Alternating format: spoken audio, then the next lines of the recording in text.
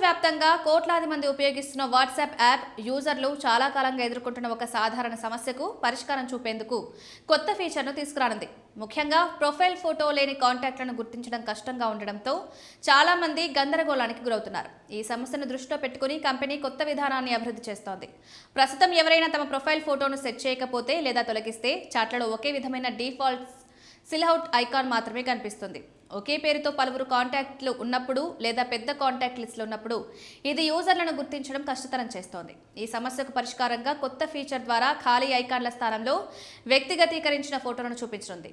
వాబెటా info నివేదిక ప్రకారం ఒక కాంటాక్ట్కు అధికార ప్రొఫైల్ ఫోటో లేకపోతే యూజర్ తన ఫోన్లో ఆ కాంటాక్ట్ను సేవ్ చేసుకున్న ఫోటోను చాట్లో చూపించే విధానాన్ని పరీక్షిస్తుంది. అంటే ఇప్పటి వరకు కనిపించే ఖాళీ ఐకాన్ బదులుగా మీరు ఇప్పటికే సేవ్ చేసుకున్న ఫోటో ప్రత్యక్షంగా కనిపిస్తుంది. ఇది కాంటాక్ట్లను త్వరగా గుర్తించడంలో చాలా ఉపయోగకరంగా ఉంటుంది. ఈ ఫీచర్లో అత్యంత ముఖ్యమైన అంశం గోప్యత. ఈ మార్పులు పూర్తిగా యూజర్ ఫోన్కే పరిమితమవుతాయి.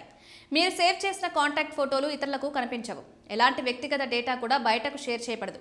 ఒక వ్యక్తి తన ప్రొఫైల్ ఫోటోను దాచినా లేదా తొలగించినా మీరు సేవ్ చేసుకున్న ఫోటో మీకు మాత్రమే కనిపిస్తుంది.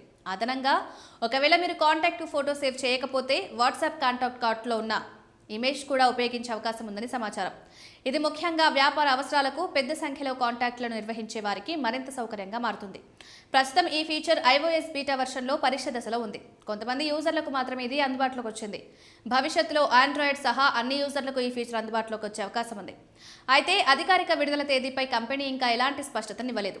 మొత్తంగా చూస్తే ఈ కొత్త ఫీచర్ ద్వారా చాట్ అనుభవం మరింత సులభతరం కావడంతో పాటు యూజర్లు తమ కాంటాక్ట్లను త్వరగా గుర్తించగలుగుతారు. ముఖ్యంగా ఎక్కువ కాంటాక్ట్లు ఉన్న వారికి ఇది పెద్ద ఉపశమనం కలిగించే ఫీచర్గా మారే అవకాశం ఉంది.